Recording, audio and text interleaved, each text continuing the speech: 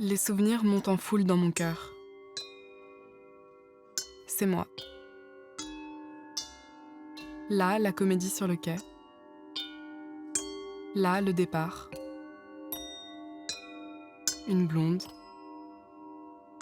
La Parisienne dans le train qui veut voir son fils. Dalimier. Le général. Le colonel. Les soldats. La première représentation aura lieu à Crèvecoeur-le-Grand. Nous arrivons. Nous repartons.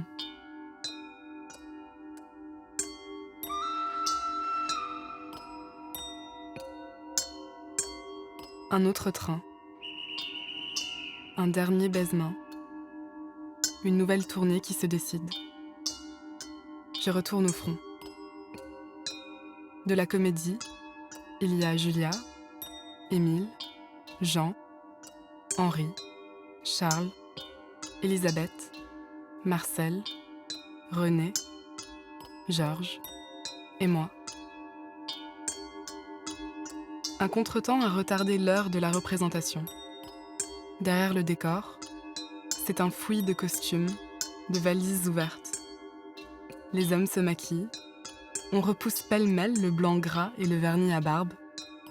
Une boîte de poudre adhérente se renverse à moitié. La collation s'emballe.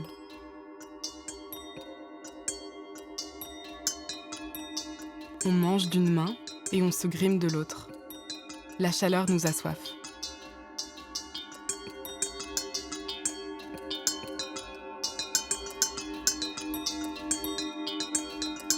C'est la fanfare à la gare. Je me souviens de ce qu'un lieutenant m'a dit ce jour-là. Vous leur apportez l'image de ce qu'ils ont laissé, leurs femmes, leurs enfants. Je me demande, le cœur affreusement serré, combien d'entre eux reviendront sains et saufs.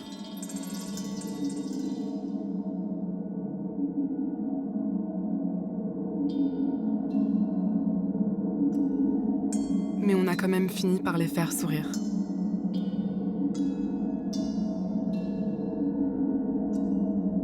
Les soldats venaient directement du feu, de Verdun, du four de Paris. Le lendemain ou le surlendemain, ils allaient y retourner. C'est sur ces visages, qui n'avaient pas eu le temps de se détendre, que j'ai vu les traces de fatigue, de douloureuses angoisses, le reflet horrifié de ces jours qui atteignaient les limites des forces humaines.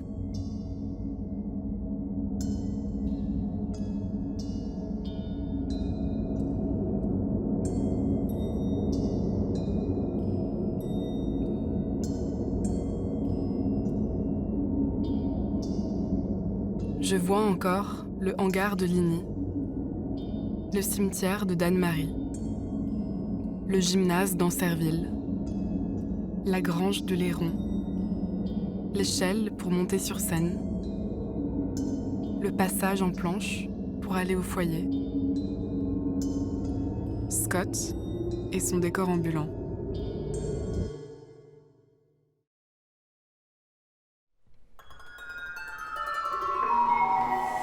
Je monte finalement sur scène. La salle est énorme. Petit à petit, la nuit était tombée. Et lorsque j'entrais pour terminer avec la pêche et soie, l'obscurité était complète. Je me rappelle l'impression inouïe, fantastique, de jouer dans un espace sans limite, devant tous les soldats de chez nous. Nous avions l'impression que la France entière était là et nous écoutait devant ce public invisible d'où nous entendions seulement la présence.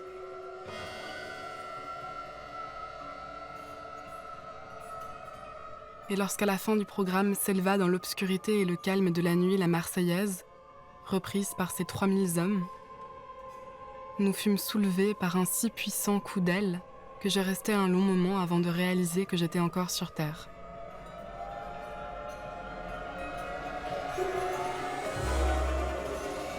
En rentrant ce soir-là, j'écris sur le petit carnet de route « C'est le plus grand soir de ma vie ».